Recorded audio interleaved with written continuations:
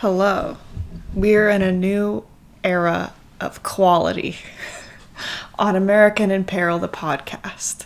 America's premier podcast by one girl woman who...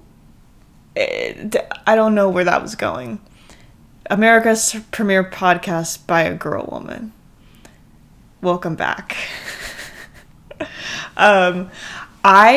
This just took me forever to set up, so you can't see, because I think that they kind of look like garbage when they're in frame. They look really slick in real life, but there's just like this connotation, if you're using a Yeti blue mic, that you're like a Twitch streamer. I was almost about to say, or a podcaster, which is what I am. I'm beating the allegations on that. So here we have me. It's just me in frame with my t-shirt and my hair and my bangs that are getting too long and a cardigan I've had since I was 15 years old. Today's episode... Oh, I had somewhere I was going with that. It's taken me so long to set up this new mic that my camera battery is already at half-life. So this might be filmed in chunks, and that's okay. It's also going to be a super long episode, I think, because I did a lot of research for this one, and it kind of is something that's been on my mind, and it means a lot to me, and this is an episode that I'm just very excited about. So I'm going to take my time with it. That's why it's late. Whatever late is for this podcast. I've been uploading like once a month, so who cares? Anyway, just bear with me with this one and have fun with it. I don't know. It's a new year. It's 2024, and I think we should give longer form content a chance. And I also think we should stop calling things content. I would like to think that what I do is art. That might be generous. But that's the emotion I feel when I'm making this, is that I am producing a craft. I'm crafting. I'm not trying to meet like an algorithmic quota, you know.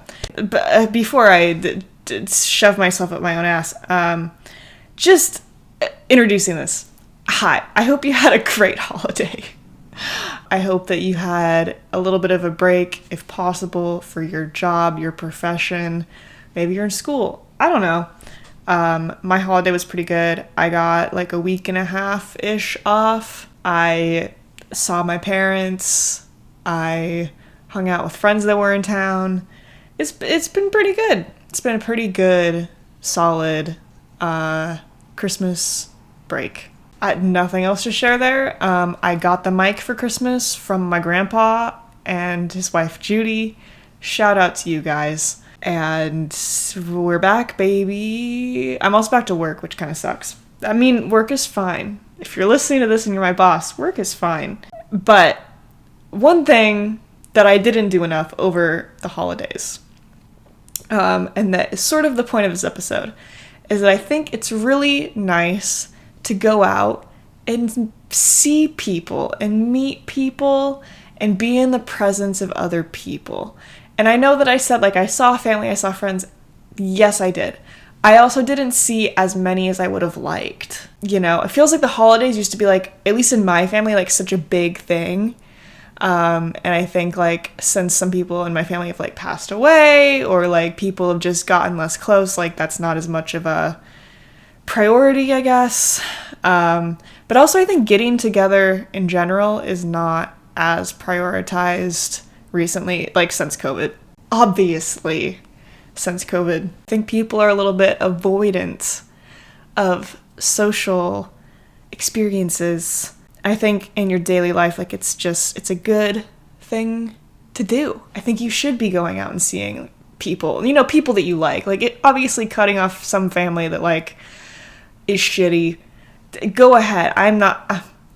far be it from me to tell you what to do with your life in that way. But I just think that a lot of us like to pretend, and me included, that, like, going to a social gathering, a social... what's the word?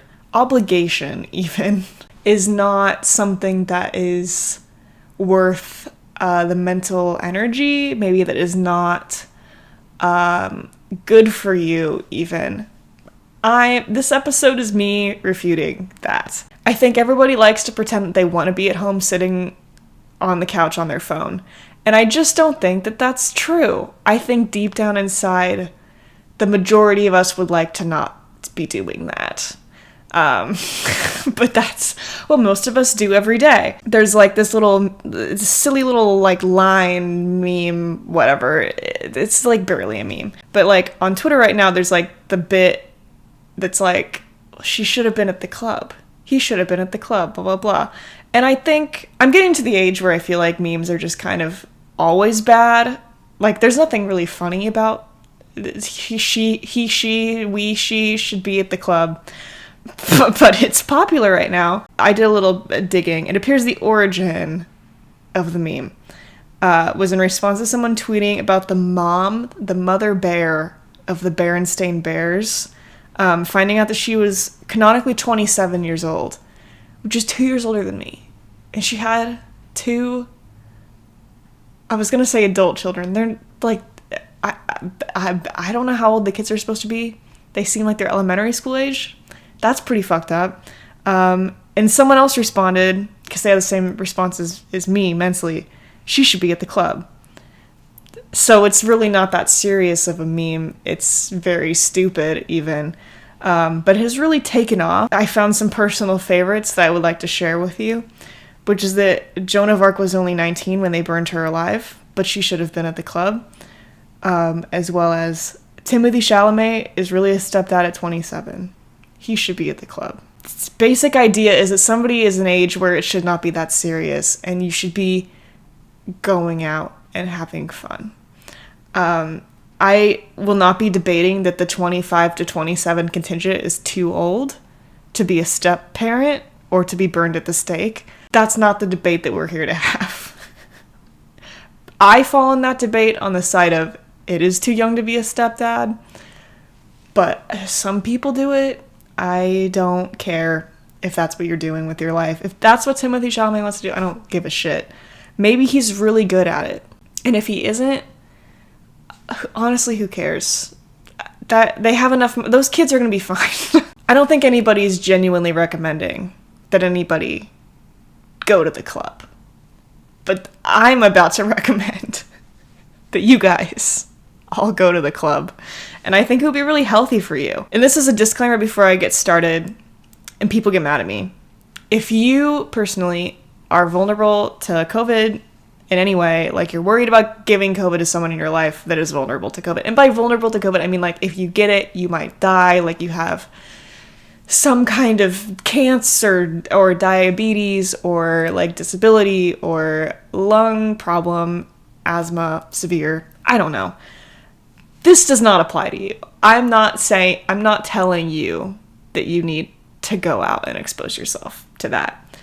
That's fine. I don't have to tailor every episode to every person in the world. And if you fall in that contingent, this episode definitely is not for you. And I think that there are many other things you could do with your time. Just a recommendation. I recently started watching the new season of British Bake Off. That's so cute. Go watch that. That's going to be a much more sweet and wholesome time than what I'm about to do right now in front of a mic on YouTube and Spotify. Please subscribe. Anyway, thank you. I hope you have a great night. Bye.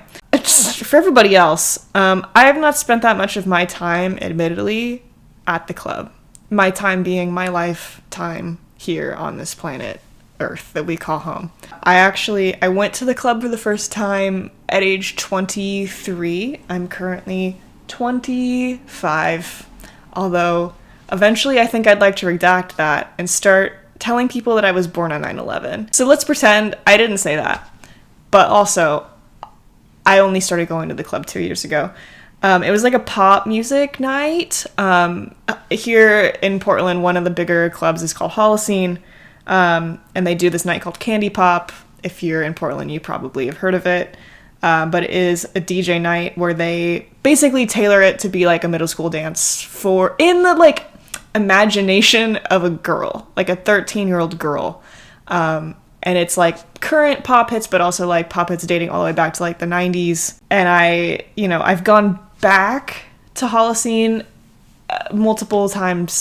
many times since then, actually. And it rocks. As long as you know what you're getting into. I like a little indie music night. I like, my friend Rachel and I went to an ABBA disco night. That was fun. That was at a different club, but it was still great. Holocene does like hyper pop Charlie XCX themed nights, which I love her. I love that kind of music, so that's always great for me. They do a Lady Gaga night, but meaning to make it out to that.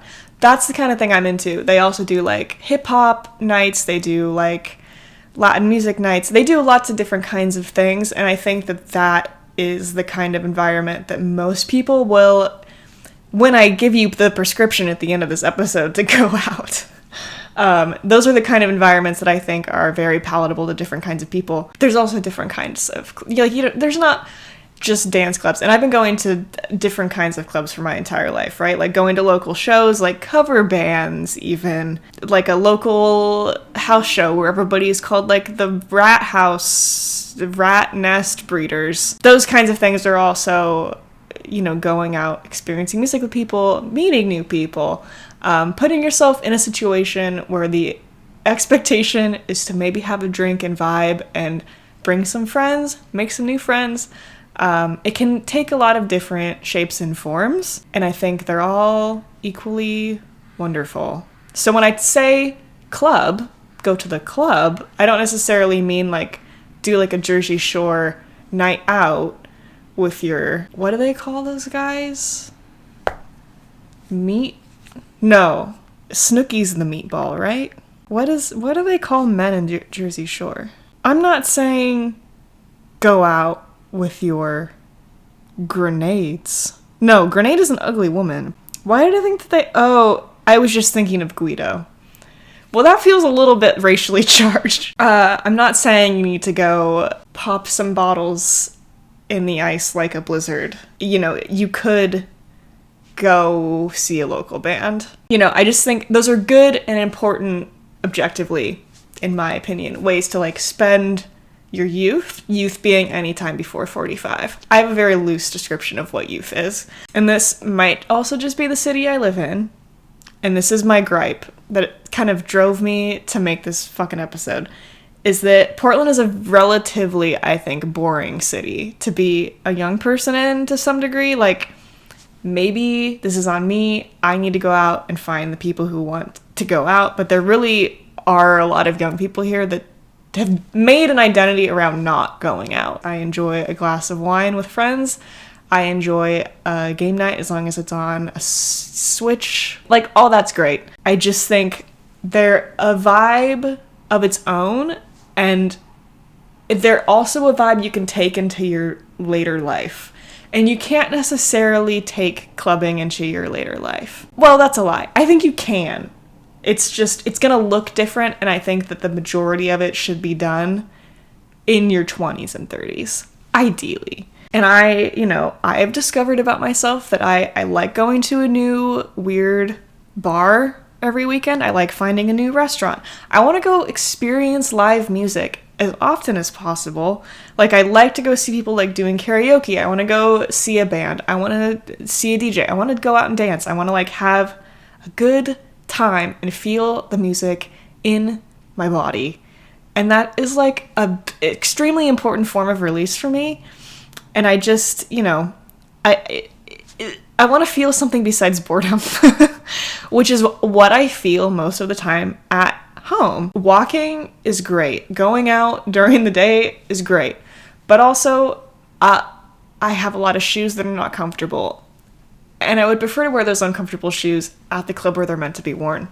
So, I don't like a hike. So what is there left for me in Portland if I don't like to hike? You see my complaint? You see where I'm coming from. But I also don't think this is like a Portland-specific issue. I think it's much more of a widespread issue. I'm literally going to be quoting from the fucking Surgeon General on this episode, because I know that I'm right. And the Surgeon General also agrees with me. It's sort of like general knowledge at this point, but there is a quote-unquote like loneliness epidemic. There has been a loneliness epidemic brewing among all generations in the US prior even to the pandemic in 2020. We all know that. The Surgeon General did release a report earlier last year, 2023. The report is called Our Epidemic of Loneliness and Isolation. I think that's a play in my year of rest and relaxation. Slay. It includes some very instructive graphs, which if you're on YouTube, I will be popping on screen as I talk. But the graphs track between the years of 2003 to 2020, so I'll be describing them if you aren't on YouTube. Just bear with me. These are the graphs that I found the most interesting. The first being that social isolation, being alone in your house alone, averaged 4.75 hours a day, which is about a third of your waking hours in 2003. Now, 2020, it's up to 5.55, which is almost an extra hour every day spent in isolation. Keep in mind, these are average numbers, so some people are likely spending a very significant portion of their time alone, and others are definitely not. Possible, like, if you were on Tumblr, like Spider's George situation, where, like, I don't know, like, the Reddit gooners are really rising this number up, but also, like, I think that's not a very strong contingent of people. I think the average person is spending a lot of time alone, and that is a problem. And in terms of social isolation, the graph, the line, it goes way up. Like, significantly after 2018. Like, it wasn't necessarily, like, an easy increase of 24 hours a month over 17 years. It's, like, a small incremental increase for, like, 15 years, and then it shoots up after 2018. So this feeling of isolation that a lot of us are feeling is legitimate, it's recent, and it isn't necessarily rooted in COVID, because this graph says otherwise. I'm gonna believe the Surgeon General. Possible I'm wrong, but also I feel like anecdotally, a lot of people were spending a lot less time out and about. About halfway through my college experience, like, it was very hard to get people to go out. It was very hard to make friends. I don't know that many people that keep in touch with anybody from college. That's, I think, kind of weird. I think that's kind of generationally significant, and it's obviously not helped by COVID at all, but something was wrong prior to that, and then was worsened by COVID. Second graph, companionship, which in this case refers to, like, hanging out with friends for quote-unquote shared leisure. So in that case, like, I don't know, you're hanging out at your house together. Maybe you're at a park hanging out, but, like, it's a chill time. It's not a party. It's, like, one-on-one hanging out time. That decreased 14 hours per month from 2003 to 2020, or from, like, an averaged 3.3 hours a day to 2.9, with a significant downturn occurring post-2012. Moving on to social engagement time.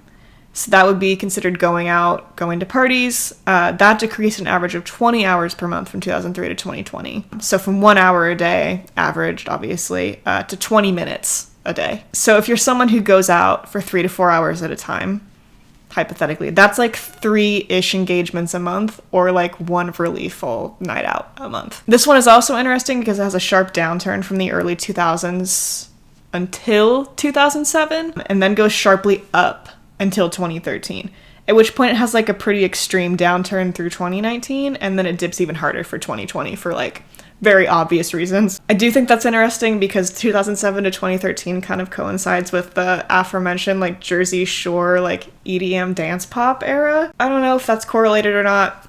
That's just a guess. I think that would be funny if it was, especially that being sort of like when EDM festivals blew up too. I don't know. Possible correlation. Don't ask me, I'm not a scientist. This is not a scientific podcast. This is me shooting shit. Just saying. So anyway, we have proof. The Surgeon General agrees with me that people are not out. People are not socializing. And the same study has some fingers to point, which include the steady increase of single-person households and declining family marriage rates. Obviously, that goes hand in hand. Low participation in religious institutions, social clubs, unions, other community pillars. I don't necessarily think that's a bad thing. I think there are bad things about that. You know, like, the church is a community for people. I'm sure people who were in social clubs / you know, brotherhoods, or, oh god, Yeah, we can leave those. Also blaming it on declining social infrastructure like transportation and third spaces being something we'll get into toward the end of the episode, and the influence of technology in displacing personal engagement, in-person engagement. To continue dispelling any worries about anything I would encourage you to do.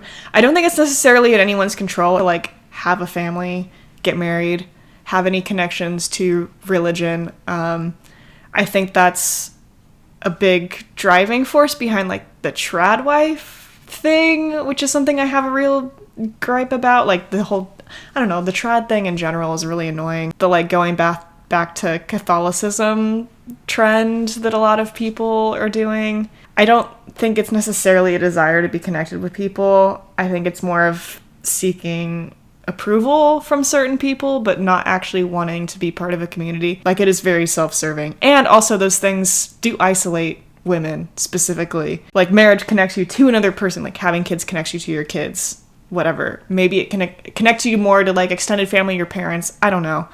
But I also found a British Red Cross study that found that up to 83% of young mothers in the UK feel lonely since entering motherhood, more so than before they were mothers. And over half, which was 54%, felt that they had no friends at all. Half of mothers said that they had no friends.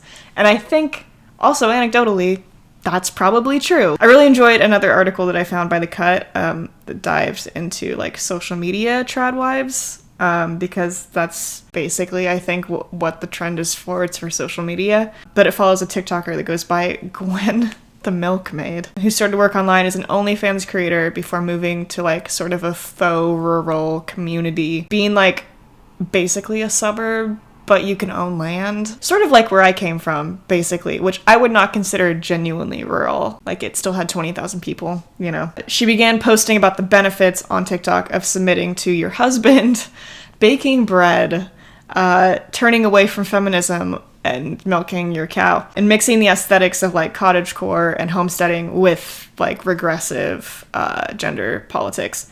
And she got a lot of followers. Both people that didn't necessarily agree with her and just wanted the homesteading stuff, and people that agree with her and wanted to see a woman validating their opinions about where women should be.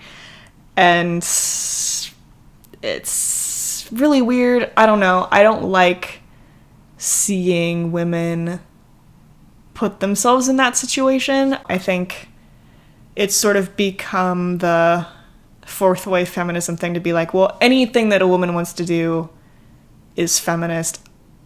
I don't agree with that. I think there are certain situations you can put yourself in that are objectively negative and like are going to be impacted by your gender.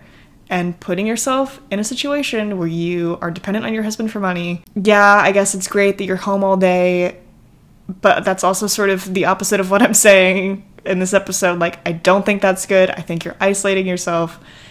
A lot of these women probably don't have friends, especially not female friends, and it's just like not healthy. And I don't want to see more of it.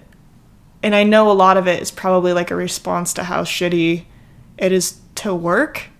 Like, the workforce is really shitty right now for most people. Even if you have a good job, like, there's a worry that you're gonna be laid off. That's always a possibility. But at the same time, like, you're still reliant on yourself for your own survival at the end of the day. And I just don't think women should put themselves in a situation where they're reliant on their partner to live. Is that so wrong? I don't think that's so wrong. And another thing, before we move on from this topic, I just don't understand about like the appeal of some of this stuff for people that aren't. Because like, I do see women sometimes being like, oh, I don't agree, but I do understand the drive behind wanting to be like a stay-at-home girlfriend, wife, mom. Because like, aside from the like serving your man thing, which like I think is clearly obviously bullshit, I don't think that many people actually believe that. I think it's a way to please the guy that they're dating, but I don't think that many people really believe it if they really were to sit down and like ask themselves. Anyway, I think a lot of these people seem to think that they're connected to their community, and like especially would argue that they're more connected to their community than like the blue-haired liberals in like any major city. But I just don't agree. Like, I think like you're still isolating yourself to the fucking homestead, the land that you bought. Like, you're situating yourself in that relationship with that guy, or with the woman, or with your children. Like, that cannot be where your relationships with other people live and die. That's just not healthy. It's not right. And like I said, like, stay-at-home moms are often really lonely in practice. Like, I doubt your community is, like, amenable to you. Even if they share your politics, they probably think it's weird that you're posting on TikTok all the time. I know a lot of people probably think it's weird that I have a podcast. I've accepted that. But, like, if you are sharing yourself in that way, a lot of people in your community are going... If you're in a small community like that, it's not about even the lifestyle. It's just about having something that gets you attention. I don't know. Anyway. And in terms of, like, the Catholic stuff, which, like, there's been, like, a boom in Catholicism interest among people in Gen Z. And a lot of it is, I think, like, basically LARPing. You're interested in the aesthetics, but you're not really interested in the religion. Because it's, like, not... I don't know. It's not easily connectable to, like, the granola-y lifestyle thing, like the homesteading, like, trad wife thing is. But it's, like... Yeah, I think way more connected to, like, fashion and trends. Because, like, there was the Met Ball theme in 2018, the Catholic imagination, and, you know, you had, like, Rihanna and, like, the Pope head dress thing. I don't know anything about Catholicism, guys, so I'm sorry. And then you have, like... And I'm wearing God's favorite right now because of this topic, but, like... I own a lot of praying stuff, but praying did also, I think, play into this trend with, like, the Father, Son, Holy Ghost bikinis that they had. You know, it's also been, like, an aesthetic on Tumblr for a long time. You know, crosses, rosary beads, statues of, you know, Mary bleeding from the eyes or something. You know, it's fun to wear, like, a Catholic girl outfit, you know, wear a nun outfit on Halloween. It's just, those are things that are very much in our imagination, are, like, frankly, like, mildly sexualized and, like, are very recognizable and alluring, especially if you didn't grow up with religion. And I just think... I've tweeted about this before, so I'm paraphrasing myself, and frankly, this has very little to do with the topic. It's a tangent. But I do think that young people gravitating toward religion, like, right now, it's more of a pop trend. Like, it's not about wanting to connect with God. It's not about, like, any personal feelings of, like, spiritualism. It's just a lot more to do with validating, like, a worldview that the world is steadily heading towards some kind of, like, reap what you sow situation, like a disastrous end that Catholicism and Christianity, like, kind of broadly pin on, like, an immoral society and a plan that God had in place from the get-go, like, that this was something that was inevitable. That idea appeals to both leftists and conservatives for different reasons. Like, it gives you set rules on how to live in a society that doesn't make sense, and that there are ways to be, like, godly or correct, and then you can, like, honor, quote-unquote, like, the world around you that's, like, baked into, like, scripture, right? I think that can be comforting. Like, I, too, do believe that we're probably headed toward, like, a disastrous end as humanity. I just think it's our fault. Like, I don't think anybody had that in place. That's also me really looking into it. And frankly, I do think for a lot of people, it's just about the aesthetics and being countercultural, because religion is, like, among young people now, like, it's not the dominant culture anymore. At least, like, if you live in a city, and that's, like, where these trends are happening. If you live in, like, a suburb, or if you're, like, middle America and you're Catholic, like, that's just what it is. So this does not apply to you. And it's, I don't know. I just don't think it's about connection. I think it's about being quirky. Isn't that weird that being Catholic, like, makes you, like, quirky silly now? I will say, I think religion can be a good thing in terms of, like, connecting you to a wider community and forcing you to engage with people, like, regularly in, like, a positive, at least, like, that's the goal way. You know, you're supposed to be community building. You're supposed to be, you know, getting to know other families. Like, you can rely on each other for childcare. You can rely on each other for regular planned events, and that's great. So I definitely am not going to knock that. I just think it's also not going to be for everyone, and at this juncture in culture, society, like, it's just not, I don't think, a viable. It's not going to solve people being lonely. Like, you definitely shouldn't force yourself to go to church, you know what I mean? Any religion. Don't force yourself to go to temple or a mosque if that's, like, even what your family wants, right? Like, if it doesn't resonate with you and your chest, your bones, like, don't do it. Just simply don't force yourself to do that. I think that's very strange. Maybe this is my own brainwashing, but I feel like religion should be like this is the point. It's a sacred thing, and like you should really mean it and feel it, and not everybody can or will. I can't. So, you know, like I would love to have that as an option, but it just does not square with like my personal feelings about like how the world works. And that's gonna be the case for a lot of young people, because religion is not the dominant culture in, you know, East Coast and West Coast cities. And I think that's who's listening to my podcast, so that's who I'm keeping it to. Middle America, I don't know fucking anything about it. I lived in Chicago for a bit, but that is like, I think at its core more of an it's a very Midwest city culturally. It is a coastal elite city in that the culture is going to match pretty closely what you would get in any other major city. I've really tangented on that. That's fine. Like I said, this is gonna be a long episode. And I think all this is connected, so who cares? Anyway, some things the Surgeon General points to as negative impacts of the loneliness epidemic on the population are lower life expectancies, heart disease, diabetes, lowered cognitive function, increases in cases of mental illness, higher suicide rates, all of which are very obviously bad, and all of which are attributed to different things. You know, you're not seeing people as much, so you're not going out as much, you get less healthy, not talking to people makes people mentally ill. It sucks, but that's the truth. Go back to the potential spiders Georges in this situation. They could, like, hypothetically be dragging some numbers down. In this case, there's an argument that men are lonelier than women.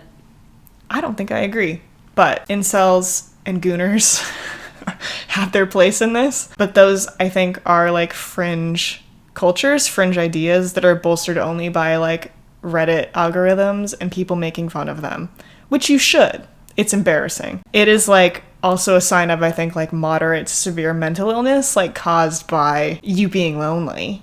Like that's why these people are like that. If you don't know what an incel is, I suggest Googling it. At this point, I'm not going to explain that. I also don't want to explain what a gooner is, and I don't think you should look it up. But it's somebody who spends too much of their time watching saucy videos online. And they have caves in their home dedicated to it. So that's great. But I will say moderate to severe mental illness, as I stated, is on the rise, especially in men. So there is some, I guess, credence to this. Men are 3 to 4 times more likely to die by suicide than women. Although women are more likely to suffer from depression more generally. I don't know. I mean, the suicide statistic is pretty worrying.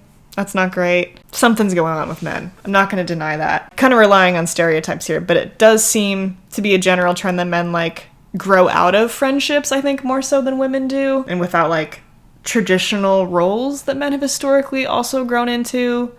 You know, fatherhood, careers, things that are more expensive and less accessible than they've been to previous generations. You know, it does seem like a lot of men are lost and unsure about what to do with themselves. Like, you don't have a family to provide for. If that was a goal, like, that's out the window, I guess. Like, women don't really want you to provide for them anyway, unless they're like the freaks on TikTok I just talked about. There is no model of masculinity that yet, I think, makes total sense for Gen Z, or even like millennials, I guess. And it's easy to joke that like men have become podcasters, or that men are like DJing or getting into silly hobbies. That sounds healthier to me than, I don't know, like the alternatives that we've started to notice. Guys having new hobbies is a good thing.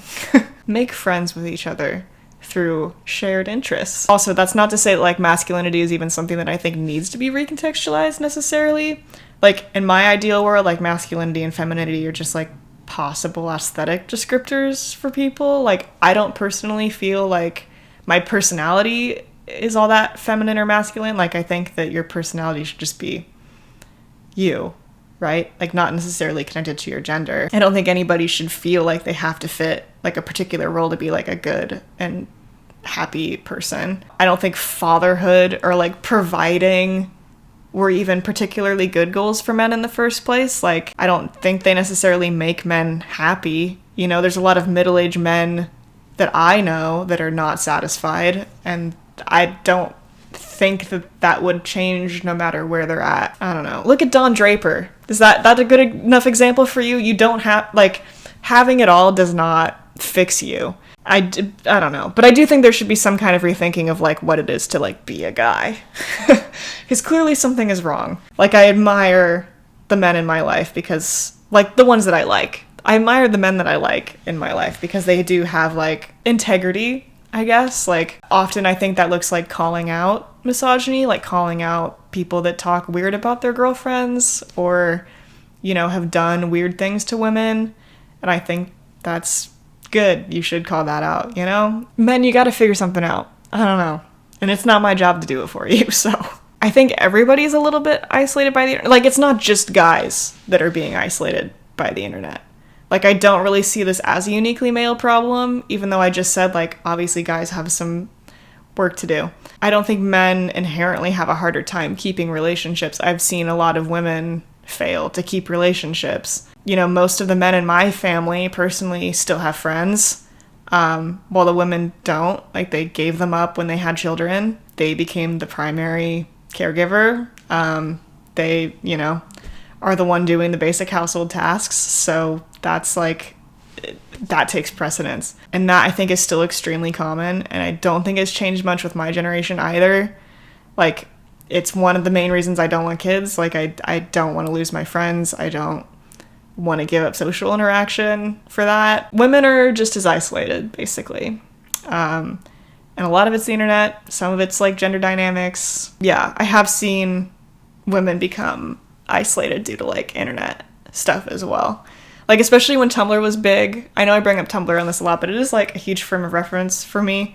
Like, I definitely did see that at the time as like a primary form of social interaction when it wasn't in hindsight, you know? Like, the memories I have on Tumblr are important to me, but they're also not as important as like, you know, going to parties, going to sleepovers, taking trips to like the beach and stuff with friends in person. Like, all of those memories are like everything to me comparatively. And I think it's really easy for anyone of any gender to get disenchanted with like living and like the beauty of being with people and like hearing people laugh and talk and like just know each other and like the intimacy that comes with knowing each other in person. You know, I think we get so overexposed to each other online that you also get sort of annoyed with people. It's hard to see horrible things happening every day and like also like the minutia of everybody's life and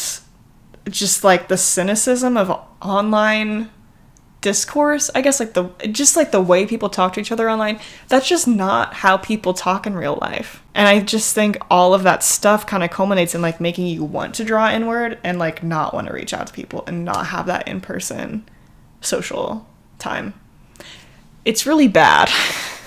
And I think this is my last hot take of the evening before we get in. Well, that's so not true. This is my last hot take for this section. And this is something I think a lot of people are really not going to want to hear. But I think we're all going to pay significantly for the normalization of working from home.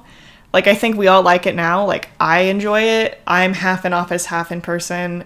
I do feel like working from home in terms of having a job is more fun. But I also think there's something to be said for like one-to-one adult interaction in a workplace that a lot of people are lacking. And I think it is screwing with how people talk to each other. And it's not healthy. Like, obviously, I don't think your employer should own your whole day. I don't think your employer should own your life. I don't think they should make you come to the office. But I think it should be an option. I think it should be encouraged. I think they should provide enough reasons for you to want to go in and have that interaction, right? I just don't think it's healthy for like the average adult to be alone all day with no interaction with people outside of like a camera or within your family unit. I just said what all of this did to stay-at-home moms. That's basically what you're doing to yourself. You're essentially doing that to yourself. And like, I don't know, is that really what you want?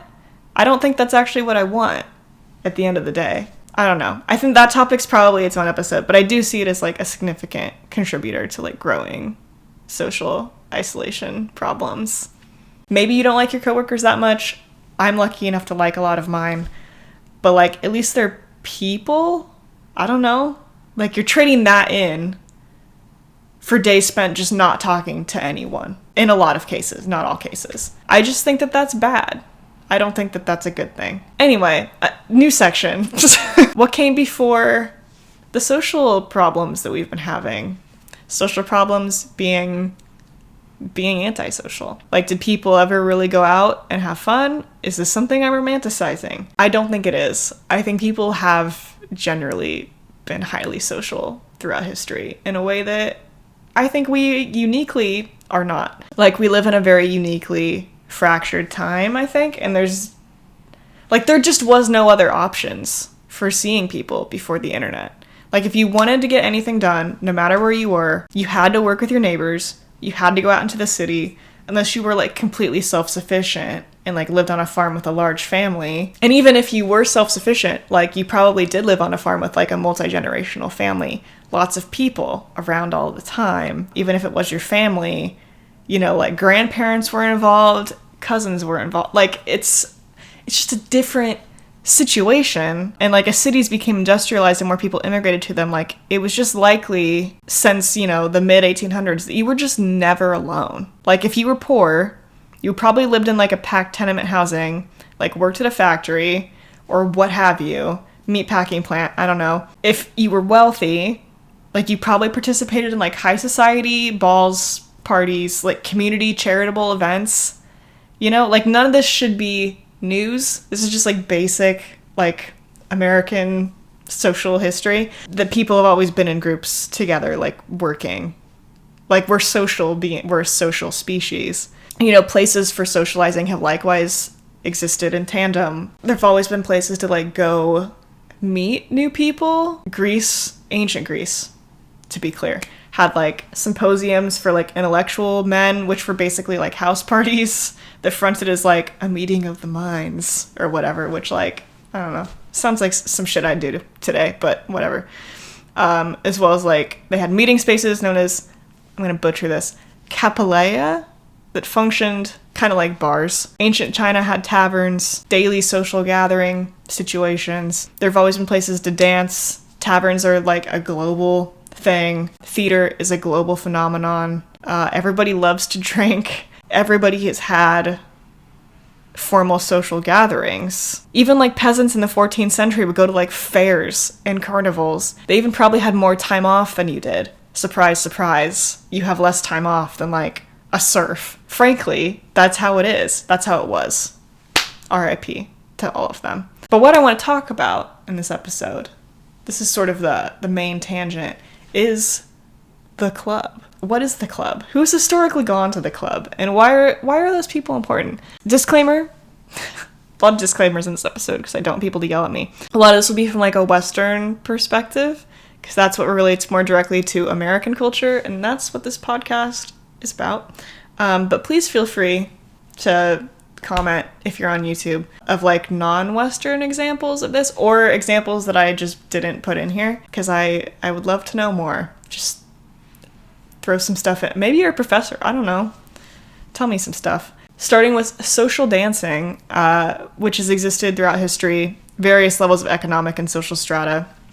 From about the 14th century onward, we have historical record of court dances, large balls thrown in royal courts, courts of high-ranking members of society throughout, you know, Europe, England, France, Austria, Italy. The big places to be in the 14th century. Dances were learned, and people stuck to a small variety of styles that were appropriate for court life. French royalty were known for extravagant balls and parties, which was partly why they were resented.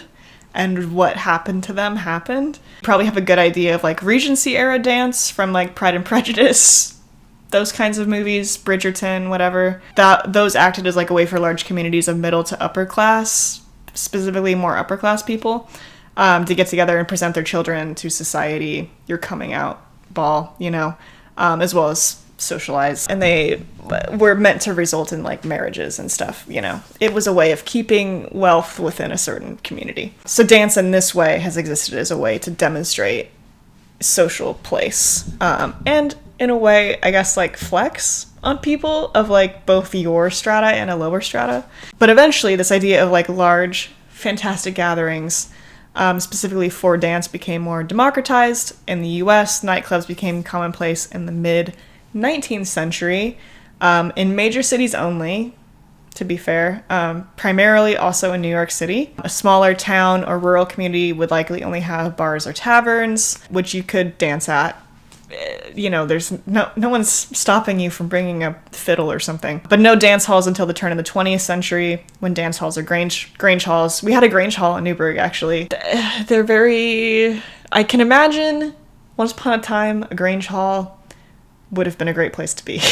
Those became quite popular throughout the US through the 1940s, and once dance halls came into play, those also functioned sort of, I guess, like a Regency ball. It was more explicitly about fun. And all of this is obviously only public space. Private parties among all classes would have had dancing and music as long as someone was willing to play an instrument and sing a little song. It's not like dancing just became a thing in the 1800s. Like, people have always loved music and moving to music. Anyway, originally, nightclubs were an offshoot of vaudeville and theater. So you can think of like proto nightclubs as being like a cabaret, like the Moulin Rouge.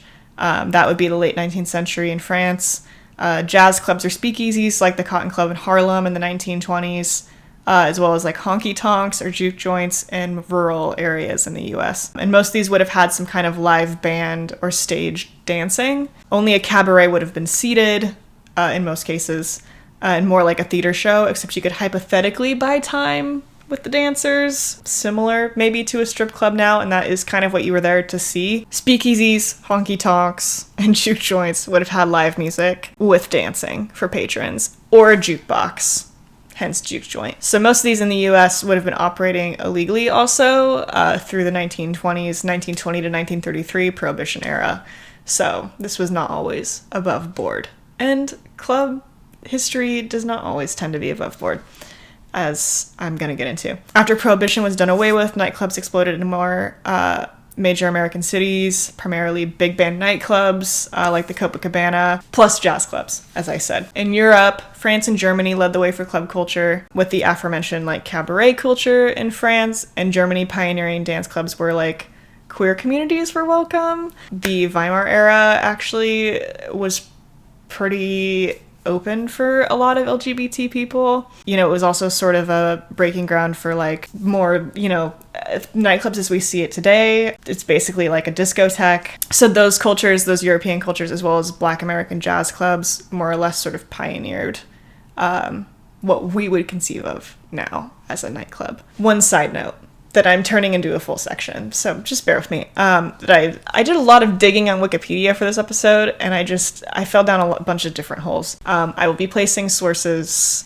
in descriptions on Spotify. Also, it's going to be on screen, YouTube version, and it has already been on screen, so enjoy that. So French guys created an archetype. It's sort of a subculture called, and I'm hoping I'm pronouncing this correctly, Zazous? I'm gonna listen to a guy pronounce that out loud. I feel like it's just Zazou. I'm really bad at French. I've actually been learning French on Duolingo for a couple of months now, and I get it. Like, it makes sense, kind of. Like, I understand, you know, the genders and whatever. Oh my god, I'm so bad at oh my god, it's so late at night. Pronouncing things. And it keeps telling me when I speak into the mic, it's like, I didn't get that. And I'm like, yeah, I bet you didn't. Thanks. Anyway, so Zazou was basically like a zoot suit guy, which in the US was like you wore a big suit and smoked cigars, and it was a subculture in LA, specifically among like Latino guys. These guys would challenge each other to dance competitions as a form of resistance during the Vichy era, so World War II, which I just think kind of rocks. Like, they wore big jackets and big pants, and they carried umbrellas around. They were on some David Byrne shit, just walking around and dancing to look intentionally like a little gay and silly, to piss off the military, you know, the people that were occupying their cities. Anyway, the whole thing is very silly and interesting to me. There's a quote from Christian Dior on them that I also liked, quoting that now. Hats were far too large, skirts far too short, jackets far too long, shoes far too heavy. I have no doubt this Zazou style originated in a desire to defy the forces of occupation and the austerity of Vichy. For lack of other materials, feathers and veils, promoted to the dignity of flags, floated through Paris like revolutionary banners. But as a fashion, I found it repellent. That's fine. The response to them was actually quite serious, though they weren't like severely punished on average. They were derided in the press by like Vichy sympathetic journalists, well, Vichy hired journalists probably, sometimes culminating in public beatings by like, you know, Nazis, French Nazis. And many Zazous were affecting like gay or feminine mannerisms just to fuck with people, but a lot of them actually were gay. Some were rounded up and interned in concentration camps during the war. One guy, his name is Peril, has talked very openly about his experiences being captured, interned. Many horrible things happened to him, actually. I would recommend, if you think you can handle something like that, looking it up and reading his story. It's very insane. Very difficult stuff to read, but also that I think like the average American high school student is probably not getting that perspective. In Germany, the resistance was more outwardly political and less irreverent, but it was still a little bit silly. That group is referred to as the swing kids or the Swingjugend, and they were primarily teenagers. The Zazous ran a bit older, for reference, like 20s. And these kids, the German kids, were interested in swing music or jazz music and were outwardly antagonistic to efforts to get them invested in like Hitler Youth stuff. There's one quote that I liked, that everything for us was a world of great longing, Western life, democracy, everything was connected and connected through jazz. Fashion for swing kids was more inspired by British culture. They wore sports jackets, those funny like Winston Churchill hats. Is that like a pork pie hat? I don't really know. And like a more manicured, like classy, you know, style for gals. They also spoke English with each other, not German, which would have been a bit antagonistic at the time. It appears the fascination was one of unifying kind of to an ambiguous Western culture in response to pressures to be like nationalistic for Germany and subscribe to like German cultural signifiers. They often mocked Nazi lingo, saying things like Swingheil, which is like a little silly, corny, whatever. They were also a little homophobic. They called the Hitler Youth the homo youth, but they obviously loved like American and British culture, and American culture specifically, considering jazz was like the thing that unified around. Jazz music was, I think, fairly self-explanatorily like offensive to Nazi ideology, it being like a Black American cultural movement. It was seen as promoting sexual promiscuity, which also the Hitler Youth was apparently against. They did not want to have fun over there. However, discotheques were not legal. Those operated as places where swing kids could meet up and be normal kids, basically. They would have played music off of phonographs, would not have been live. They would have been present in most major German cities. The swing kids did also organize more politically than the Zazous. They had break-off groups, some of which got in pretty serious trouble. So you can see how nightclub culture is, you know, a little bit political, a little bit rooted in like some genuine resistance. You know, it's not all just fun and games. 1960s had rock clubs, go-go dancing, places like Electric Circus and CBGBs in the 1970s. Psychedelics and weed became really popular. These were places to do them. But it was still very much about like music and community building, you know, politically organizing in the 1960s around music as well. Music festivals started to explode in popularity between the late 1960s and the 1990s, which obviously carries on into today to some extent, especially in the UK. They love a music festival. Actual disco came along in the 70s, leading to a plethora of places to go dance all over America, specifically, like Studio 54 in New York, which also sort of led more to bringing back like a safe space for queer people and people of color to mingle outside of like straight white dance spaces. And this is also when you start to see like 1970s, 1960s, like party drugs really take off. Poppers, Coke was back, as well as like more fashion signifiers tied to club life. With disco, obviously you had like the pants, and everybody wore like big flashy like colors, and I think that's all quite fun. There was significant backlash to the disco movement in the US, especially from suburbanites. The Disco Demolition Night in Chicago was an example. About 50,000 people showed up to Comiskey Park at the behest of a shock jock radio guy. His name was Steve Dahl. He hated disco. maybe also some other things related to disco. He invited everybody to a White Sox game where the idea was to come down to the pitch between games and destroy disco records. And it turned into basically like a riot. There were explosions and fires, and eventually the police came and broke it up. But it's pretty piggy. It's a real piggy thing to do. Yeah, when disco fell out of favor, it was replaced by like new wave and glam and punk. All these things you could kind of pick your poison in the 70s and 80s. And those genres lasted, ebbing and flowing through now, really. A lot of our music is indebted to new wave and punk. In terms of big popular things to go and dance to, sort of started to fall out around the 90s, which is when rave culture comes in. Raves are technically illegal, at least in their like pure traditional form. It is a UK specific tradition. There's some comparative phenomena in the US. House culture in Chicago, which resulted in like an anti-rave ordinance that I learned about when I took a Chicago music class when I went to school in Chicago. It's still in effect in the city, like to this day, like you can't play music past 2 a.m. If it's like a big group setting situation. You have to pay $10,000 if you're throwing a loud party anywhere past 2 a.m. Which, you know, like disco, the house scene sort of fostered like a predominantly like queer and black community. There's also like similarly like the club kids in New York, that was sort of like a Warhol revival thing. That was also very queer. A lot of people of color, they threw illegal parties and raves at random locations throughout the city, as well as like going to the big clubs in the city. RuPaul was one of them. Björk hung out with them as well. And it imploded because of a murder. So there you go. Watch Party Monster. It's a really interesting movie.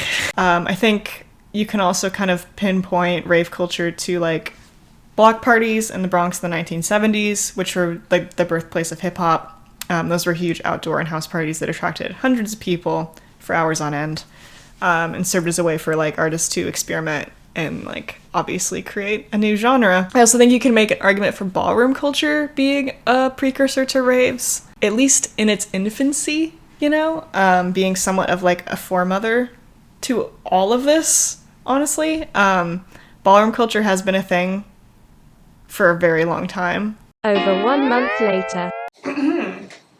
Hello. It has been probably 3 weeks since I recorded the rest of this podcast. Here I am with my fucking penis microphone, and I'm sorry that it has taken me so long to get this episode out. But also, I really don't think anybody cares that much, and the only reason I care so much is because this episode idea kind of got taken by a big YouTuber, Mina Lay. I'll link the video in the description of both Spotify and YouTube. It's great. She does a really good job with it. It's not about club culture, so I still have an edge. But yeah, it is about the loneliness epidemic in third spaces. So that sucks. And that's why you need to act when you have ideas. That's fun. But I'm just gonna keep recording this episode and pretend that didn't happen. Also, my battery's kind of dying, so I'm gonna try to get this fucking done. I want to get it done, if that's even possible. Anyway, where did I leave off? Oh yeah, ballroom culture. Yeah, basically, I think a lot of things do, in a way, stem from ballroom culture. The community using like music and gathering around music as a way to express yourself as apart from society, quote unquote, I think is a thing that jazz and techno and disco and all these things have in common, and ballroom happens to predate most of those. Yeah, just shout out to ballroom culture. I think it's great, and I think if you are queer and want to do it, I would highly encourage you to do it because I think it's super cool. It'll give you a community, and that's a really important thing. Also, all of those above cultures caused cultural panic among like quote unquote normies, normal people, because they were gatherings of people who were already sort of othered by the society that they were in. And some people don't like that, apparently. You know, and then people would fearmonger about like party drugs, ecstasy, whatever, cocaine, all of which is like, I mean, maybe you shouldn't do it in huge quantities or anything, but it's also not gonna, I shouldn't say it's not gonna kill you, because it can. I think it would be highly unlikely for the average person to die of those things if they tried it once or twice.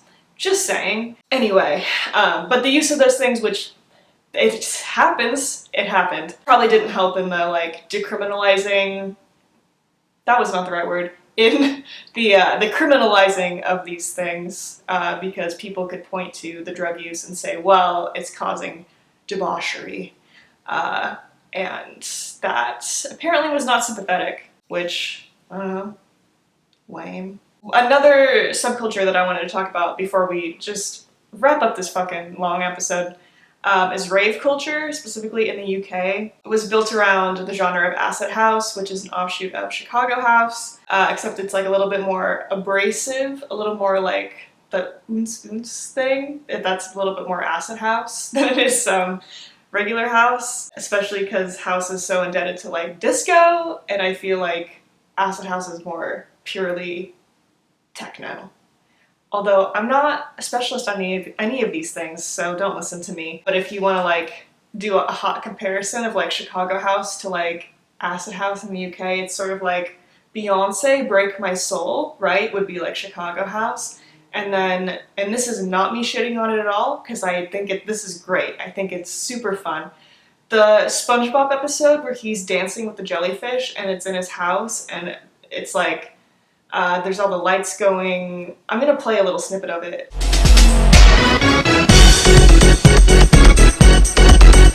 That's like that. That's what that sounds like to me. To me personally, that's what that sounds like. But limited time here, so if you're interested in learning more about UK rave culture, acid house, whatever, some movies that I would recommend: Nowhere, Gregoraki, 24-Hour Party People, Michael Winterbottom, and Beats by Brian Welsh are all great movies. Go watch those if you have any interest. Liked all of them, thought they were great. If you like electronic music in general, it has all basically stemmed from disco. So like, as I just said, you can kind of trace like disco, Chicago house, acid house, and then a lot of stuff grew from acid house as well. So like anyone who attended those clubs, was a part of those scenes, would be someone that you are indebted to, basically. I personally, you know, like I love a lot of ambient music, I love UK garage, I love IDM, and those are things that would not exist without disco. Isn't that weird? I think that's really cool, personally. Like drum and bass, too, and Eurodance. Like, you know how Eurodance is kind of like coming back and like everybody was talking about Planet of the Bass or whatever last year? That's all the same. It's all dance music, baby. And all of that sort of stems from disco and house.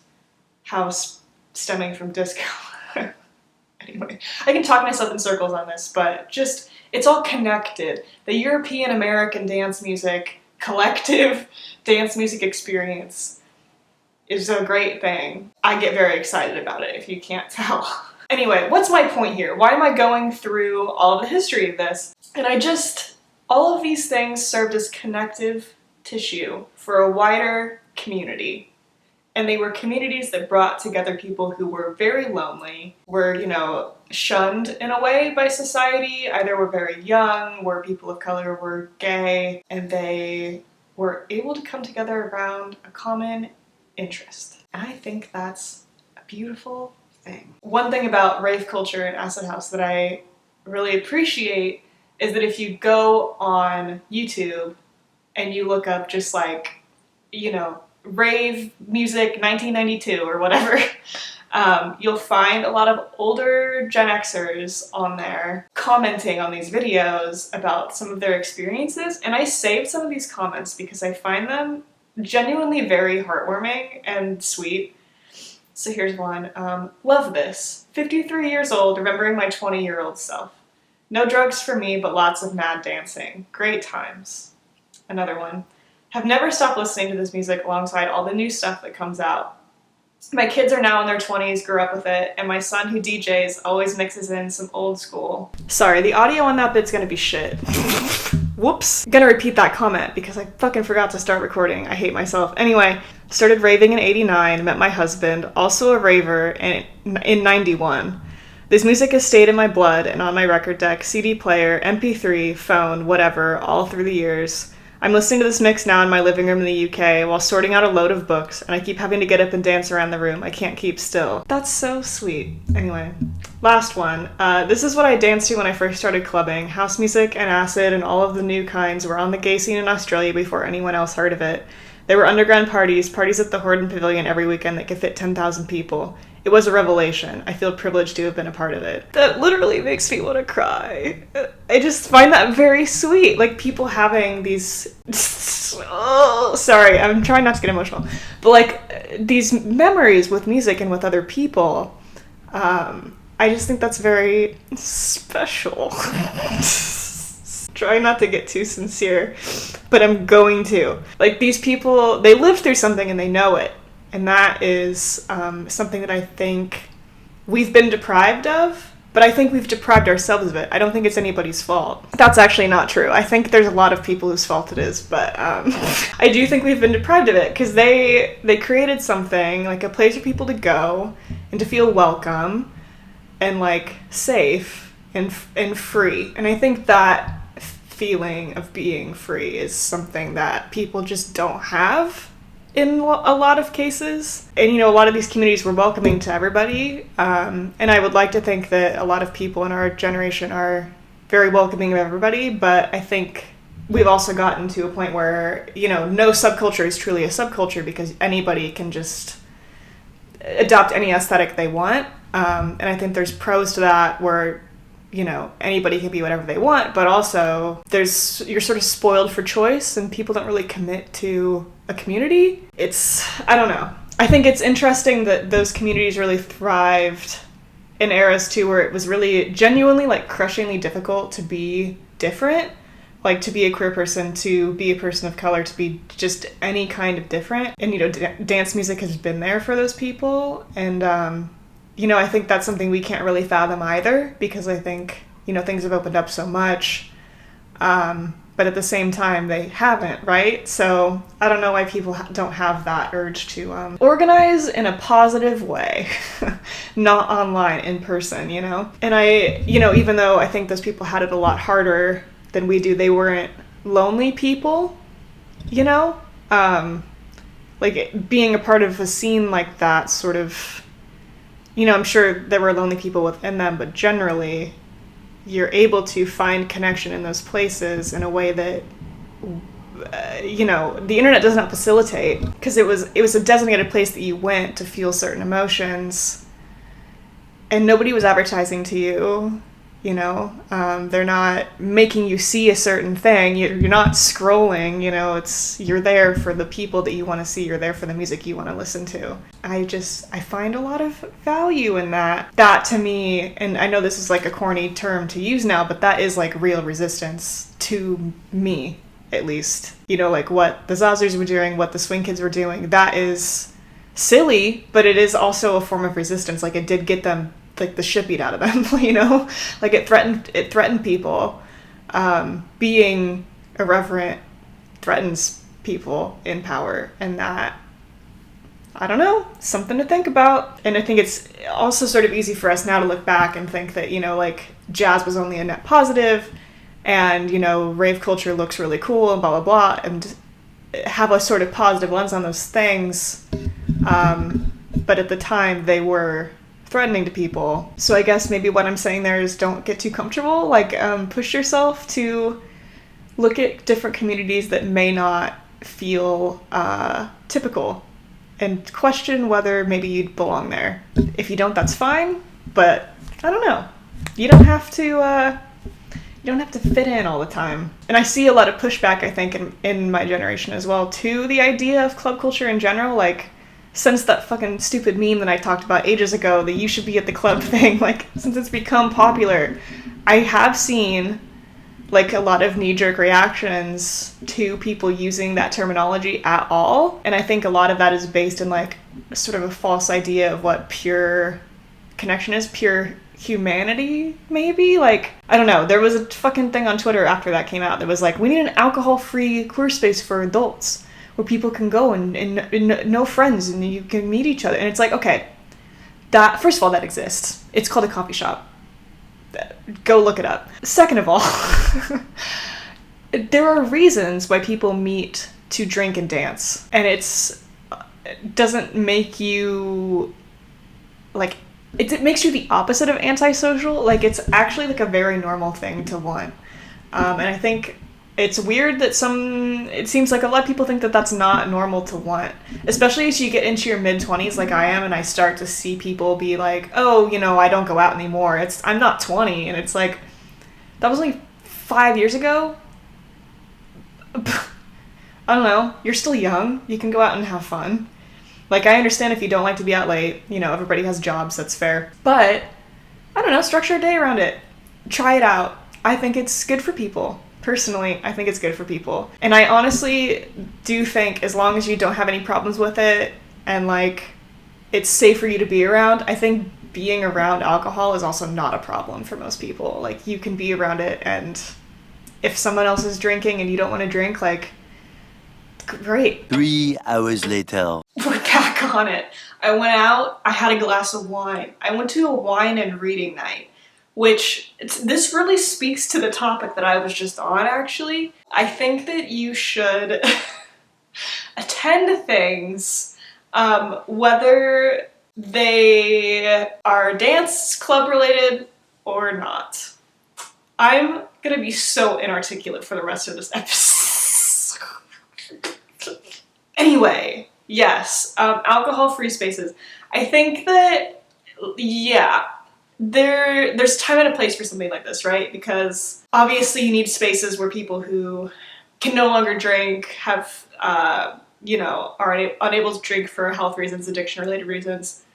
That has its place and is valuable. But I also think if you don't have any issues with drinking, like, being open to going to places where people are going to drink and being able to have ownership over not wanting to drink is like a skill. And it's going to lock you out of social experiences if you cannot turn those things down, but still attend the event. And I just think that's something that a lot of people haven't been able to learn because of COVID. Granted, I'm 25, so I'm talking about like a very specific subset of people, but yeah, I think if you're able to safely partake in a situation in which there is drinking, don't let that stop you, I guess, if you don't want to drink. I don't know. I think a lot of people rely on like online life as a substitute for social interaction, and eventually you're going to have to get to a point where going to parties or going to an event, that's gonna have to replace the online social stuff because it's so much less fulfilling to be fully social online. This was actually something I talked to someone about when I was at the event, which is that, so they were doing grad school online. I have worked online for a couple of years now. Now I'm half in the office.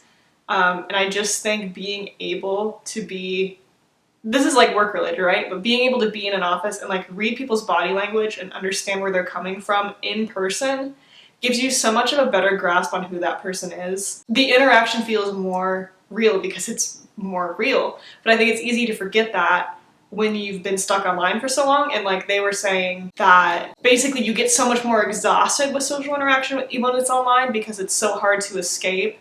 And it feels, this is now me putting words in their mouth, but something about it is just more draining than a social situation in person. And I think that's why so many people feel like they don't enjoy being social, quote unquote, is because so much of it has taken place online and not face-to-face where it's supposed to. Anyway, I'm super drunk, so I'm gonna try to wrap this up. Another thing is that I think a lot of people my age specifically have this idea of what going out looks like from like 2000s pop culture, where it was like Paris Hilton like getting fucked up at a club and getting arrested for coke, or like going to the Jersey Shore. And then, you know, as I said earlier, like, I don't know, that's just not how it looks in real life. Like Like the Hills is maybe a good example. Like going to the clubs and doing bottle service is like not how it works. That's not unless you're in LA. And that's not even what most people in LA do. Like generally I feel like, at least for me, going out looks like finding like a themed night. Like tonight, wine and reading. So you go, you have a glass of wine, and then you have a book in front of you and you read the book. That's great. That's a good night out. And you still get to talk to people in between the reading because it was timed. Like, that is a perfect event for so many people that I think are trying to acclimate themselves back to being in person. But it's also probably not available to most of you, I'm so sorry. But you could probably try to find something like that in your city if you want to. Or if you're in Portland, go to Ethereal Reflections Instagram and go to the next one and see me.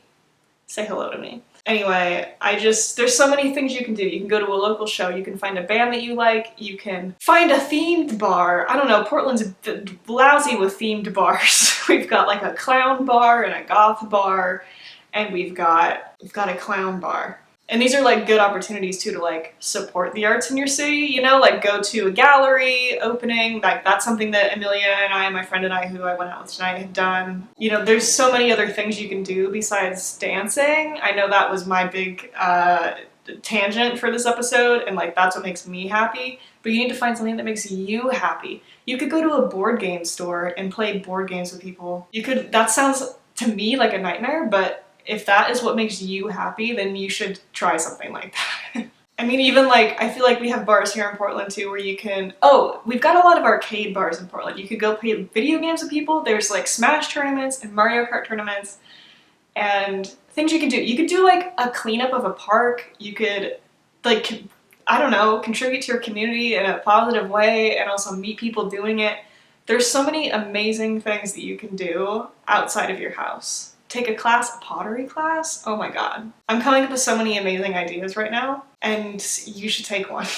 I will say, and this is the last portion of this episode, some of these options are becoming more and more scarce depending on where you live because of the erosion of third spaces.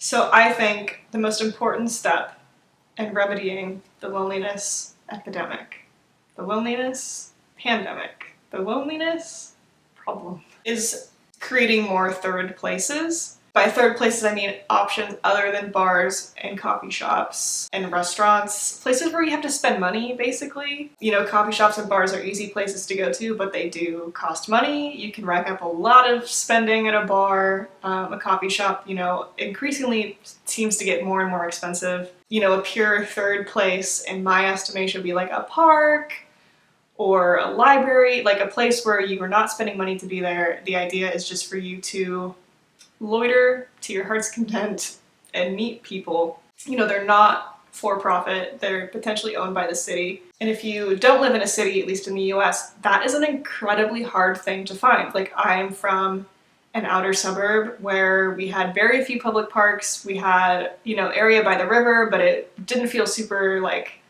hospitable to kids. We had a skate park, which is great if you're a skater, but not so much if you're not. And otherwise, there weren't that many places to go if you didn't drive specifically, and also if you didn't want to spend money. You know, more specifically, not having a car is a big barrier to entry for a lot of people in the US if you want to try to find a place to hang out. And that is just no good. Like, I think a lot of people in America are very familiar with the vision of like a long highway with just fast food in it, and gas stations and like used car dealerships, and nothing stimulating and nothing worth you going to with friends. Why would you go to McDonald's with friends? You could go to McDonald's with friends, but it would be a little bit depressing, I think. And if you do see like a third place in one of these kinds of towns, like usually it's like a strip club or a diner, which thank God for Sherry's. Where I'm from, Sherry's was our diner. It's a chain in Oregon. And that is where we spent a lot of our time as teenagers because that was the only place you could go. There was a yogurt shop for a little while, like a froyo place. That wasn't a place you could hang out at for very long. And there was a coffee shop. And those were the only places you could go that weren't like openly hostile to you hanging out and being a teenager and having a good time. And frankly, even the diner would get a little bit pissed off at us at some point, like, because we were there being annoying. But it's, I think, very difficult specifically to be a young person in these kinds of places because there's nowhere for you to go let off that energy, which is why I think also in a lot of suburbs you see like heavy drug use in kids, drug abuse specifically, and just getting into trouble because there's nothing for kids to do besides get into trouble, and it's not positive. It's not a good thing. We've failed as a nation. But what is a third place? What is the actual definition? Third place concept was invented by a sociologist named Ray Oldenburg in a 1989 book called The Great Good Place, defined as a place neither home nor work. So home being the first place, work being the second place, and third place being the place where you go to hang out and have a good time. It's just for getting your jollies in a completely non-sexual way. Sometimes, most of the time. Third place is primarily defined by, and these are the bullet points that I wrote defining it. Lack of obligation. So you don't have to be there to work. You aren't there to do anything. You're there by choice. You're there to have a time that you want to have. It should exist as a place to meet others, either strangers or friends. Community has grown around the space, so there's people that you are familiar with there eventually. You know, you start to literally grow a community. And the primary objective is to play. Some other examples of a third place that I didn't mention are like gyms, malls, game stores, bowling alleys, arcades, and is there any other kind of place you can get food? I don't know, like a food cart pod, maybe?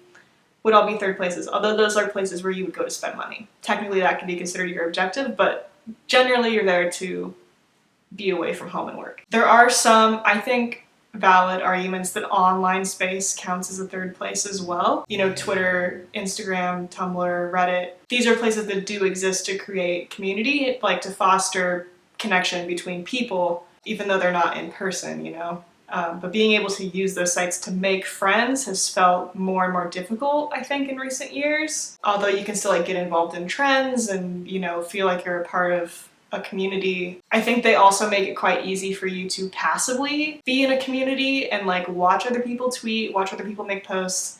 So you feel like you're involved in a community when you're really actually not. You're just experiencing it, but nobody else knows that you exist, right? So is it really a community? I also just don't think they should be the only third place. And I think it has felt recently like that is where many people would rather we go, because you spend more money when you're online, or at least you have more chances of spreading that money among many different kinds of businesses versus going to one restaurant where only those people benefit, or one bar where only those people benefit, you know what I mean? And depending on your location, as I said earlier, a lot of those communities, I think, like I get frustrated quite frequently that a lot of Twitter seems like it's happening in New York City, so it's like that's not even really my community anyway. You know, like technically my community is in Portland. So, I don't know. I think it's good and it's bad. Anyway, back to location though, and the lack of third places. Living in Portland, I feel like we have a lot of options. Like I have many places that I can just choose to go to regularly. You know, I have my tea shop I go to, I have bars I go to. You know, my favorite restaurant is like a building away from me. It's, you know, these are places that I can go to meet friends whenever I want. Whereas, yeah, if you live anywhere else in the US besides a major city in my mind being anywhere over like 500,000 people, you know, that's going to be more and more difficult. And, you know, when you get to towns that are like under 50,000 people, you're really squeezed for things to go do. And even some big cities, like I've heard, I've never been to Texas, but I've heard that Texas is basically like a bunch of strip malls, even the big cities, and I think that's like whack. Why is it like that? If you live in one of those like smaller towns, I just feel like if you're a young person specifically, I don't know if it's healthy the way, well, you can be healthy in those places. I don't think the way it's been set up is particularly healthy. The like strip mall after strip mall thing, or like McDonald's after McDonald's and everything closes after like 8 p.m. It ain't great. Got a bone to pick with city planners. Especially if you don't live around like the main downtown section of your city. It could be screwed if you don't have a car. Like literally screwed for social interaction. And that really sucks. I can't fathom it. And I will say also in some cities, I think third places could kind of be considered as dwindling because of lack of like infrastructure. And this is not me saying anything about the people that I'm talking about. Okay, let me try to be really articulate about this because I want to like provide some sensitivity to the situation. But I think in a lot of cities there are a lot of people having mental health crises, like actively in a lot of third places, and that makes it feel like you can't go there because you're in someone else's space. Like there are some parks in my neighborhood that I would consider unviable for hanging out with people because there are other people living there, and it makes me feel like I am intruding on their home because I am. You know, the closest library to me, I also don't feel like I can go to because it's got like guards outside because they don't want people coming inside that look a certain way.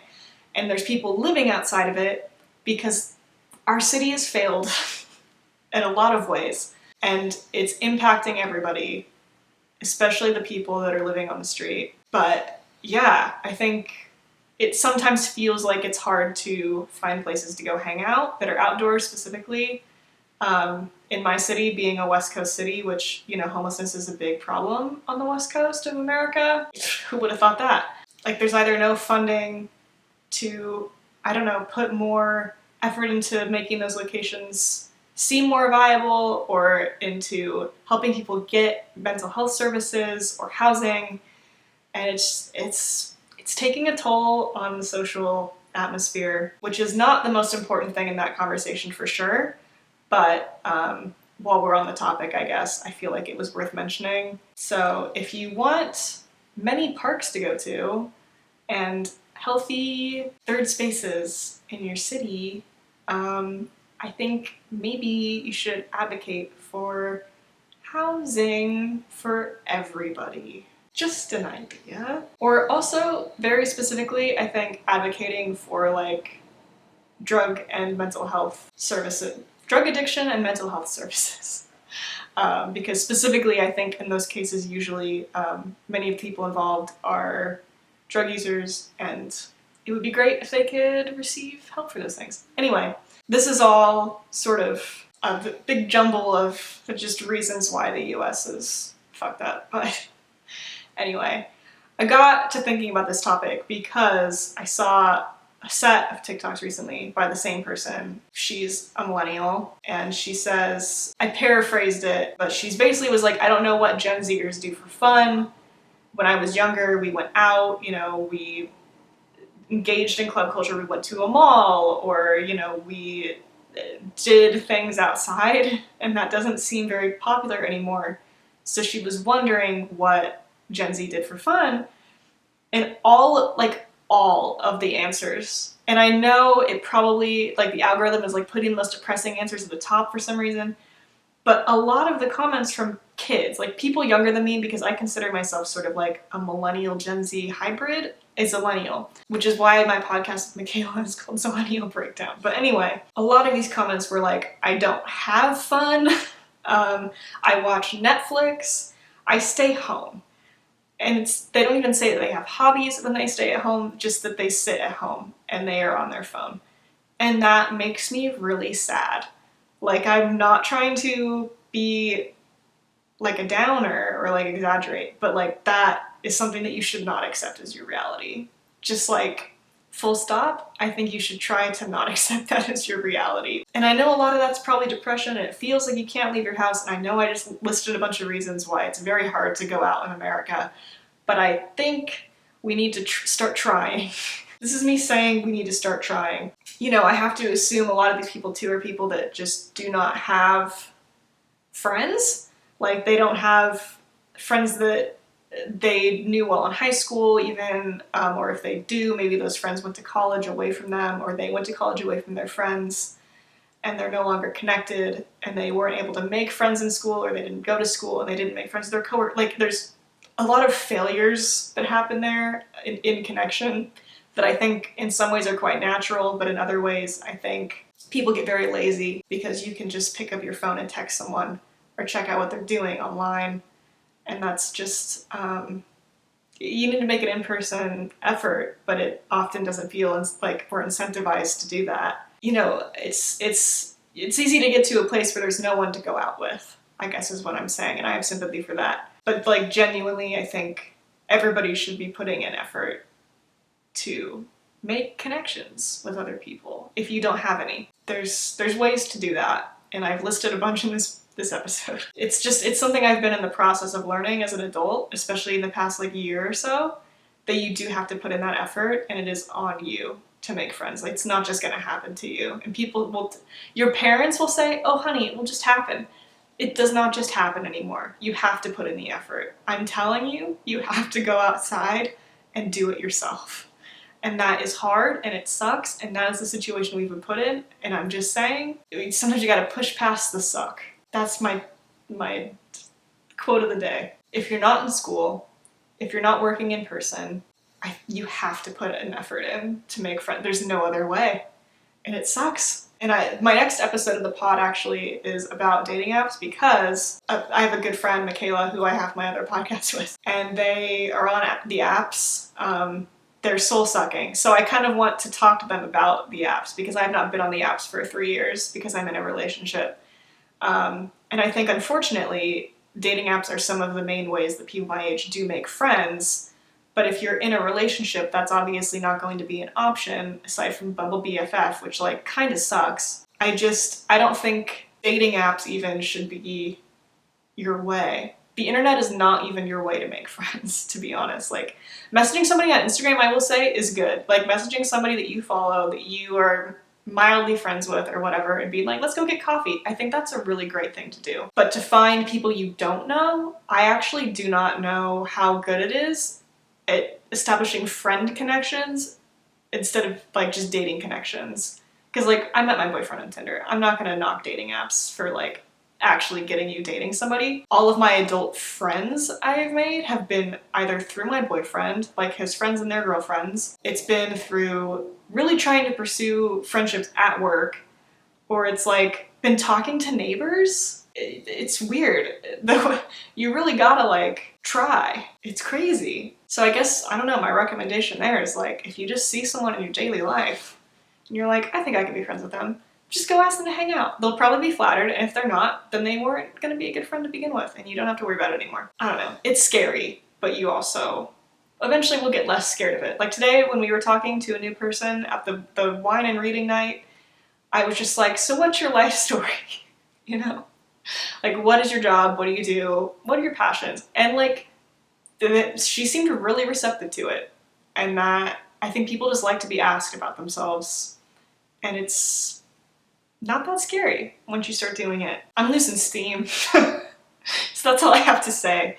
But I'm very passionate about this, if you couldn't tell by this long, meandering episode. And I think everybody should be passionate about connecting with other people. 2024 is the year of fun and liberation.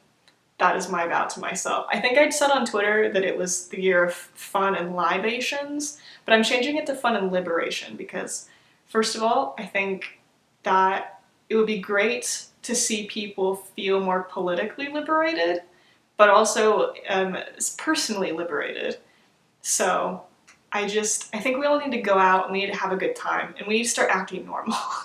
And I would love to see it. Just one more reminder, if you're gonna come at me about COVID safety, just know that, like, don't go out if it's gonna make you sick. As long as you're vaccinated and you're taking all the precautions, that's just life from now on. If you are not gonna be seriously, like, gravely affected by it, I think wearing a mask is a really good way to get back into things if that's still something that you worry about in your day-to-day life. Definitely something that preoccupied me for a couple of years, but I've done my best to make my peace with it, I guess, and, like, continue to watch my health. So, reminder, I guess, to watch your health and wear a mask if you're sick also. But yeah, it's something that we have to, like, learn to live around, I think. And many people have been the entire time. Many service workers, you know, nurses and doctors and your barista. Use your best judgment, I guess, is all I'm gonna say. Before I dig myself further into any holes, I don't know if I have any recommendations in this one, except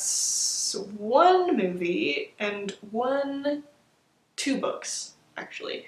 I am gonna say I loved Poor Things. That's the last movie I saw in the theaters before this episode, which was so long ago now, because I've been writing this episode forever, it seems like, and putting it off. because I knew it was going to be long and arduous, and it has been, but I think it's going to be worth it. But I thought Poor Things was great. I think it's very in theme with this episode, you know, putting yourself through a journey to rediscover who you are, or discover who you are in the first place. If you never discovered who you were, which I think many people probably haven't, it's a good movie that made me want to like get up and do something with my life. And not many movies do that. Felt, it's a very fun and weird and gross movie that not everybody will like, but I did love. And for books, I read recently Sweet Bitter, which my boyfriend is a bartender / server, and it just gave me a lot of insight into that life. It's about girl moves to New York City, becomes a server, like a fancy restaurant.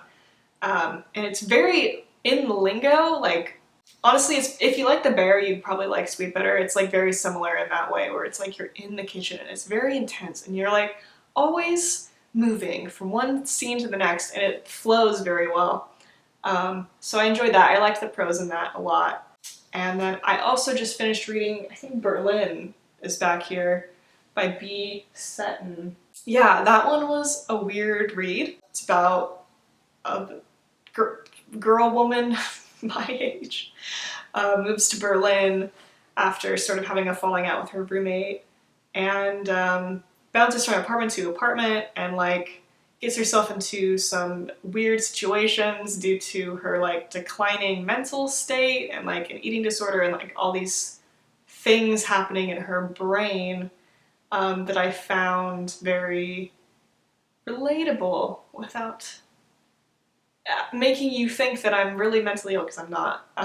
But I've been in situations where like you're so, I guess, like you really want to make the best of a situation, but you keep screwing it up, and also you keep wanting to restart your life, but you can't, I think was one of the main themes of the book. And like not really liking yourself that much, so like using, you know, travel as like a way to like try to like yourself more. I don't know.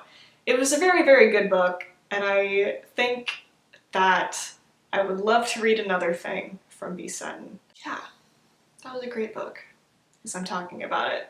Very dark though, heavy themes. You've been warned. That is all for this episode. I love you. If you're still listening to this, like an hour and a half in, thank you. And if you are not, you're not hearing this anyway. Yeah, follow the podcast, give it a 5-star rating on Spotify if you really like me. Give it a like if you're on YouTube, or give a comment, because I'd love to hear from you. I'd like to know your thoughts on this. Sorry if I got a little, like, judgmental or aggressive in my opinions on this episode, because, like I said, I'm a little passionate about it, so don't get mad at me. But if you do also, that's fine, honestly, I can live with that. So, the end. For me, one request. Go make a plan. Make a plan for next week with a friend, or just plan to go sit at a bar, or plan to go dancing. Find a show, get tickets, and go. Thank you. All right.